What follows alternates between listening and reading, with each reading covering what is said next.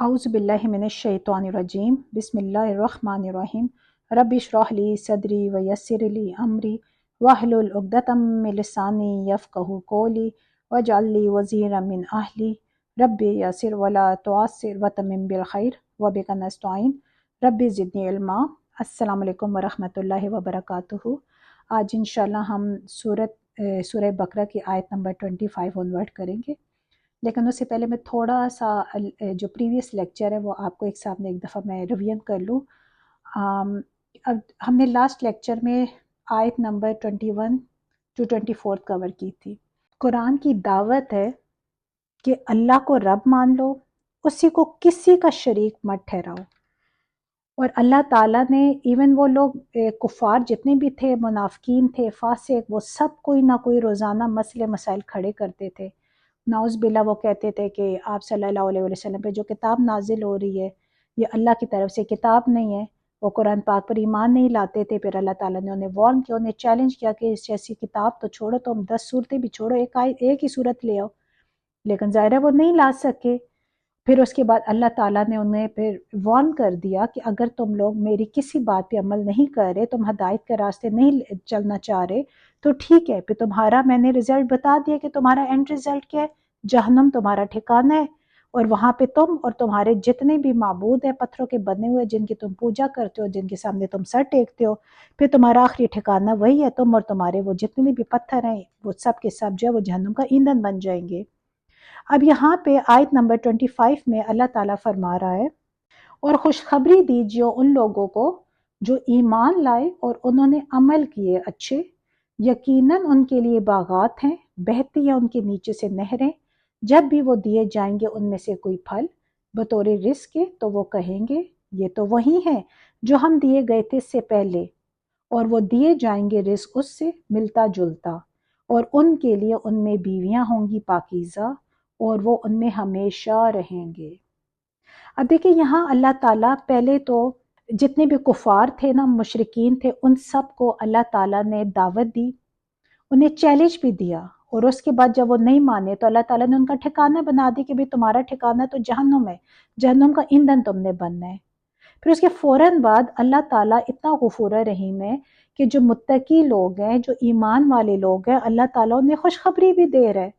अल्लाह ताला क्या कह रहे हैं कि ए नबी सल्लल्लाहु अलैहि वसल्लम, उन लोगों को जो ईमान लाए, जिन्होंने नेक अमल किए, उन्हें खुशखबरी सुना दो कि उनके लिए जन्नत है, और वो जन्नत जिसमें वो हमेशा हमेशा के लिए रहेंगे।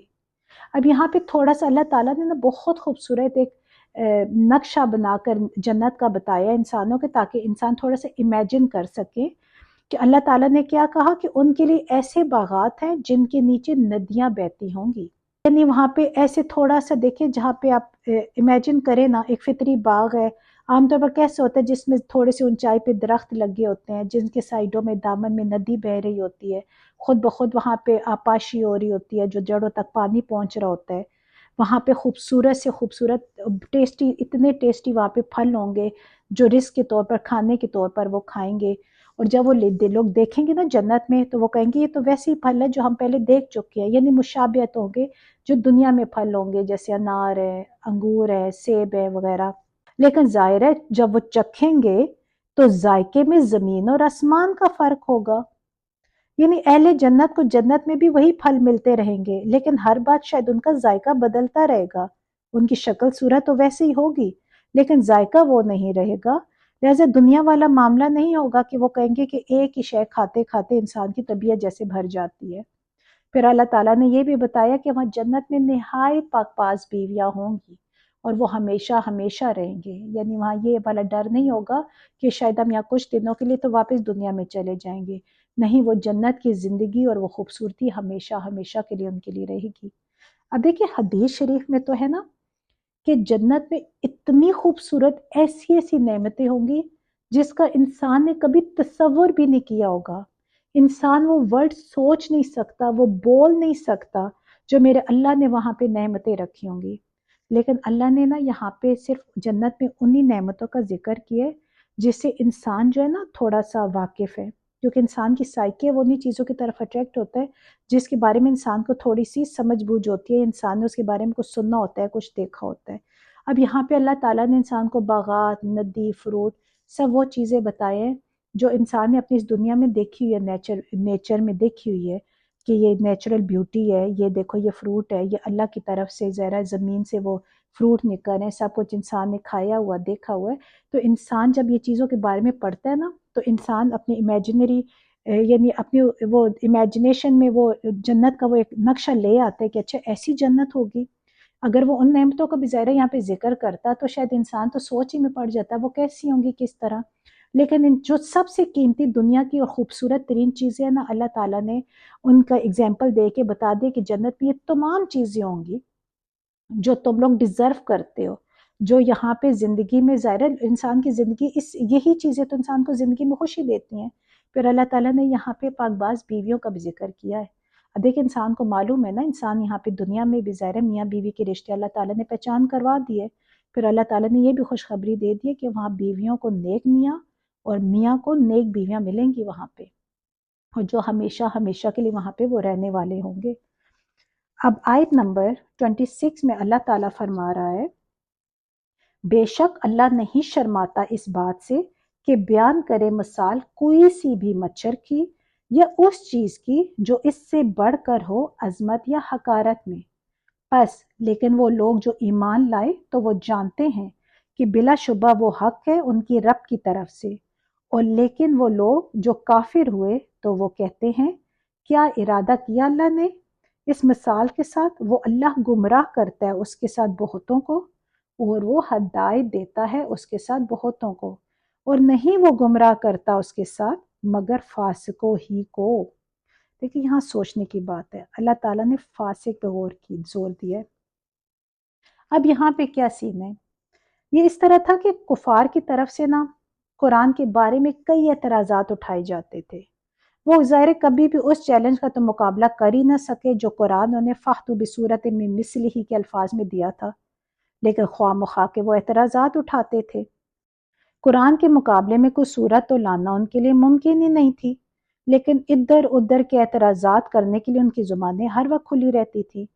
تو انہی میں سے ایک اعتراض کا یہاں پہ نقل کیا جا رہا ہے کہ قرآن مجید میں مکھی کی تشبیہ آئی ہے، یہ تو بہت ہی حقیر شے کا ذکر ہے، چنانچہ یہ تو کوئی اعلیٰ کے کلام ہی نہیں ہے یہاں پہ۔ اب یہاں پہ دیکھیں، میں آلریڈی آپ کو بتا چکی ہوں جس وقت سورہ بقرہ نازل ہو رہی تھی نا، اس سے پہلے آلموسٹ 2/3 قرآن پاک نازل ہو چکا تھا، اور پھر مکھی اور مکڑی کا بھی ذکر اس سے پہلے آ چکا تھا۔ اب مکڑی کا ذکر جو ہے نا، یہ تو اس پہ تو ایک پوری سورت ہے، سورۃ العنکبوت، وہاں کافروں کے ایمان کو مکڑی کے جالوں سے تشبیہ دی گئی ہے، اور مکھی کی مثال جو ہے وہ سورۃ الحج میں آئی ہے۔ جن لوگوں کو یعنی وہ مشکل کشاد سمجھتے تھے نا، تو ان میں ظاہر اتنی سکت تو نہیں تھی، ان کی کوئی اوقات ہی نہیں تھی نا۔ اللہ نے ایکچولی وہاں پہ یہ مثال دی تھی کہ اگر مکھی جو ہے نا، وہ لوگ جو دوسرے لوگوں کو اپنا مشکل کشاد سمجھ رہے ہوتے ہیں، تو اگر ان کی مکھی جو ہے وہ ان کا کچھ بھی کھانے پینے کا یا کچھ بھی اٹھا کے لے جائے، تو ان کی تو اتنی اوقات نہیں ہے کہ وہ اس مکھی سے وہ چیز واپس لے سکے۔ یعنی یہاں پہ اللہ تعالیٰ ظاہر ہے، پھر بات تو پھر وہی آ جاتی ہے نا کہ جب بھی مکڑی یا کسی بھی حقیر چیز کا جب ذکر انسان کسی کو تشبیہ دیتا ہے تو وہ اس کے مطابق ہی دیتا ہے نا کہ اگلے کی اوقات کیا ہے، یعنی اس سے مطابقت اور مناسبت رکھنے والی شے سے ہی تشبیہ دی جا رہی ہے نا۔ اب بہت حقیر ہے اگر کوئی چیز، تو اس سے کسی عظمت والی شے سے کوئی کیسی تشبیہ دے سکتا ہے؟ اسے تو کسی حقیر شے سے ہی تشبیہ دے جانی چاہیے نا، تو تبھی تو تشبیہ کا اصل مقصد پورا ہوتا ہے۔ یعنی اب ان لوگوں کی اپنی اوقات ہی کچھ نہیں تھی، تو انہیں کسی عظمت والی شے سے تو بندہ تشبیہ نہیں دے سکتا۔ سیم ہیئر اللہ تعالیٰ نے بھی ان کی اوقات کے مطابق انہیں مکھی اور مچھر اور مکڑی جیسی ہی چیزوں کے ساتھ اللہ تعالیٰ نے انہیں ان کی تشبیہ دی۔ آگے اللہ تعالیٰ کیا کہتے ہیں کہ تو جو لوگ صاحب ایمان ہیں وہ جانتے ہیں کہ یقیناً حق ہے ان کی رب کی طرف سے۔ اب یہاں پہ کیا ہے اس کا، یعنی یہ کہ جو لوگ اللہ پر ایمان لاتے ہیں نا، وہ تو اللہ پر یقین کرتے ہیں۔ اب وہ یہ سمجھتے ہیں کہ یہ یہاں پہ جب مچھر کی مثال آئی ہے نا، اس میں اللہ تعالیٰ کی کوئی مصلحت ہوگی، وہ اس پہ ایمان لے آتے ہیں کیونکہ وہ نیتیں ان کی سچی ہیں، ان کے دلوں میں کھوٹ نہیں ہے۔ ہاں جو حق کے منکر ہیں وہ تو پھر ناک منہ چڑھا رہے ہوتے ہیں اور اعتراض کرتے رہتے ہیں۔ اب پھر اللہ تعالیٰ کیا کہتے ہیں، گمراہ کرتا ہے اللہ تعالیٰ اس کے ذریعے بہتوں کو اور ہدایت دیتا ہے اسی کے ذریعے بہتوں کو۔ یہاں پہ دیکھیں ایک بہت سوچنے والی بات ہے، تھوڑا سا اب ڈیپلی یہاں پہ سوچیں گے۔ اب یہاں پہ گمراہ کا اور ہدایت کا کیا معنی ہے؟ یعنی جو لوگ اللہ پر ایمان لاتے ہیں نا، وہ اللہ کی ہر بات پر آنکھیں بند کر کر ایمان لے کر آتے ہیں، کیونکہ انہیں معلوم ہے اللہ کی کوئی بات بھی ضائع کرنے والی نہیں ہوتی۔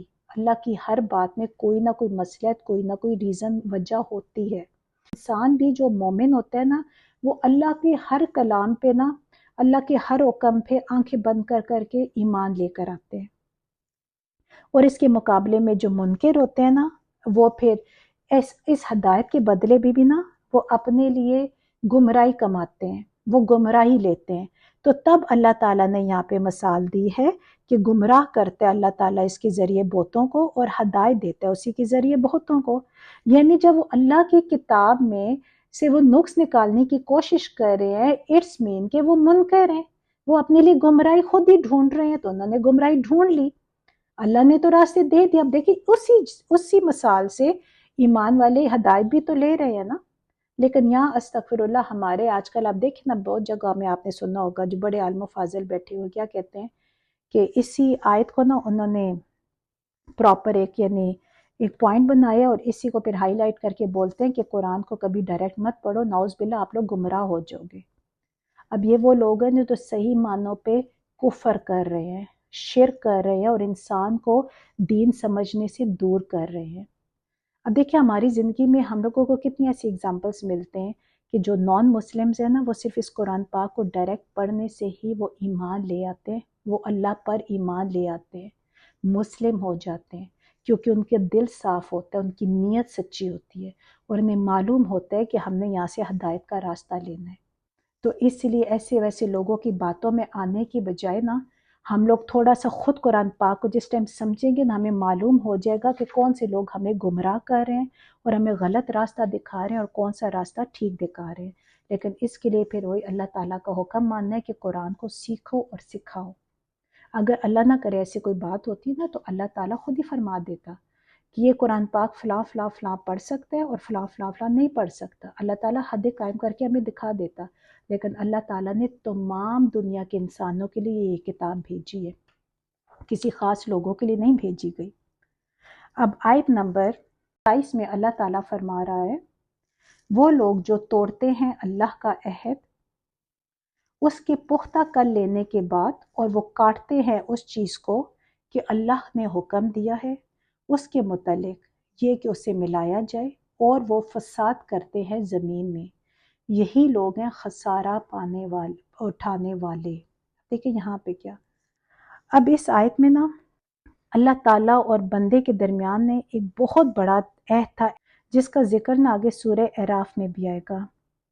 یہ عہد عالم ارواح میں تمام ارواح انسانیہ نے کیا تھا اللہ تعالیٰ سے، جس میں آپ بھی شامل تھے، میں بھی شامل تھی، سب کے سب شامل تھے۔ الغرض تمام کے تمام انسان جتنی بھی آج تک اس دنیا میں آ چکے ہیں اور جو لوگ قیامت تک آئیں گے، وہ سب اس عہد کے وقت وہاں پہ موجود تھے۔ ہاں، لیکن وہ ارواح کی شکل میں تھے، جسم ان کے پاس موجود نہیں تھے۔ انسان کا روحانی وجود جو ہے نا، یہ ایک مکمل وجود ہے۔ عام بنی آدم سے اللہ تعالیٰ نے دریافت فرمایا تھا، کیا دریافت کیا تھا؟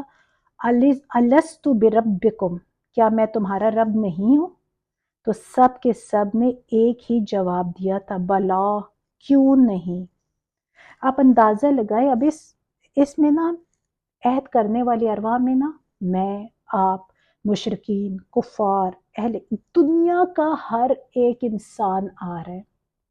تو پھر خود سوچے، پھر یہ فاسق لوگ، یہ جو نافرمان ہیں، سرکش ہیں، انہوں نے اس عہد کو توڑ دیا، اللہ کو اپنا مالک اور اپنا خالق اور اپنا حاکم ماننے کی بجائے نعوذ باللہ یہ خود حاکم بن گئے، اور عجیب و غریب دعوے کرتے ہیں کہ کیا مصر کی بادشاہی میرے لیے نہیں تھی؟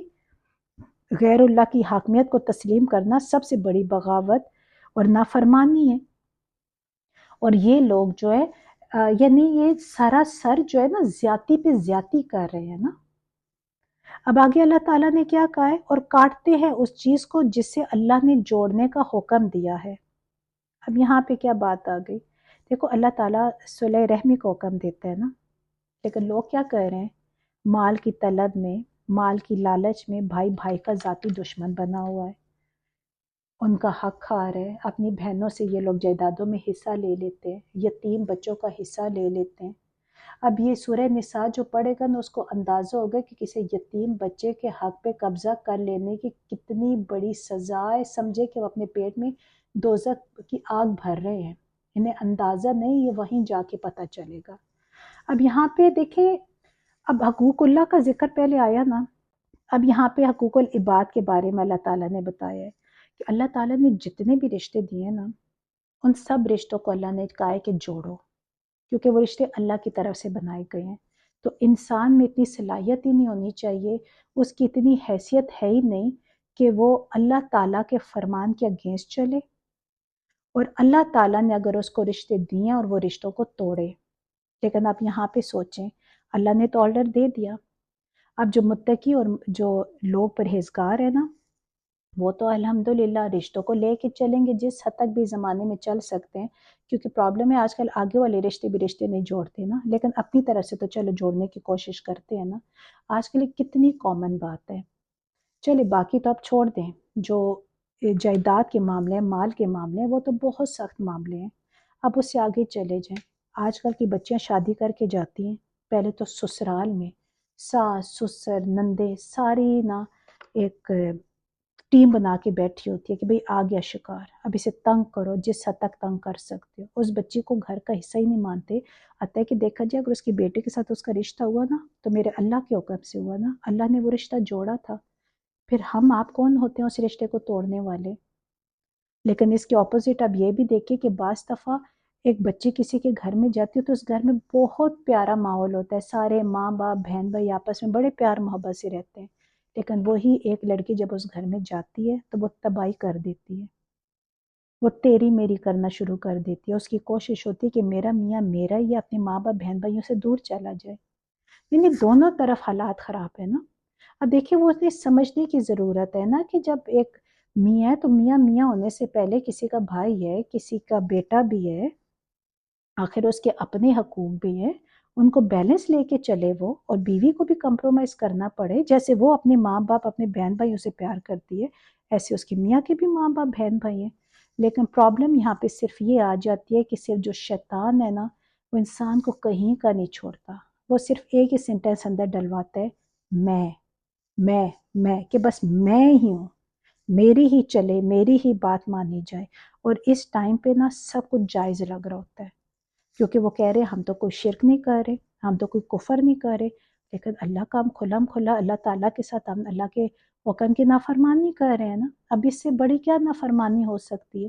اور پھر نافرمانی کرنے والا تو متقی ہو ہی نہیں سکتا۔ اور دیکھیں یہاں پہ آپ اندازہ لگائیں نا، بخاری اور مسلم کی حدیث ہے نا کہ کسی نے ایک بالش بھی کسی کی زمین لے لی نا تو آپ یہ سمجھے کہ ساتوں آسمان کا توق جو اس کے گلے میں ڈال دیا جائے گا، اتنا گناہ ہے اس کا۔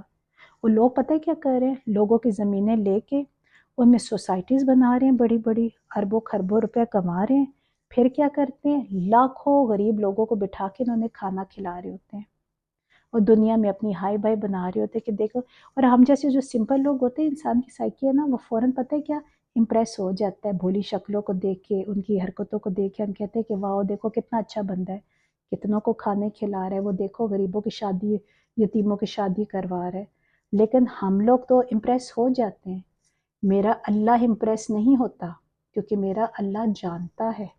اب قیامت کے دن جو ہے نا، اب ان لوگوں کے جو اعمال ہیں نا انہیں ٹھوکریں مار کر پھینکا جائے گا۔ مسلم شریف میں ہے کہ قیامت کے دن ایک سخی کو، ایک شہید کو اور ایک قاری کو بلایا جائے گا، پھر اللہ تعالیٰ جب کسی نیک وہ قاری کو بلائے گا نا اور کہے گا کہ تم نے کیا کیا، تو قاری کہے گا یا اللہ جی میں نے تیری کلام پڑھی اور میں نے کلام ساری دنیا کو دین سنایا، تو اللہ تعالیٰ کہے گا کہ تو نے کلام پڑھی، تو نے دنیا کو بھی بتایا، تمہارا مقصد یہ تھا کہ لوگ تمہاری تعریف کریں کہ تم بہت نیک ہو، بڑے عالم و فاضل ہو، تمہاری بڑی یعنی ایک ٹپ ٹاپ بن گئی، اور وہی تم چاہتے تھے اور دنیا نے تمہیں ٹپ ٹاپ مل گئی، اب میری طرف سے تمہارے سارے اعمال زیرو، اب تم سیدھا جہنم میں جاؤ۔ اسی طرح ایک سخی آئے گا وہ کہے گا، اللہ تعالیٰ پوچھے گا کہ تم نے کیا کیا؟ وہ کہے گا یا اللہ جی میں نے غریبوں کی مدد کی، میں نے انہیں کھانے کھلائے، ان کی میں نے شادیاں کروائی ضرورت کے ٹائم، یعنی بہت پیسہ ان پہ لگایا۔ تو اللہ تعالیٰ کہے گا کہ تم نے دنیا میں اپنی عزت بنانے کے لیے کی، کہ دیکھو اس کے پاس پیسہ ہے تو یہ کتنے لوگوں کی مدد کر ہے۔ تمہارے اندر جو تھا نا دکھاوا تھا، دنیا داری تھی، تم نے میری رضا کے لیے کچھ نہیں کیا، تمہارے اعمال وہ ایک طرف گئے، تم جاؤ جہنم تیرا ٹھکانہ ہے۔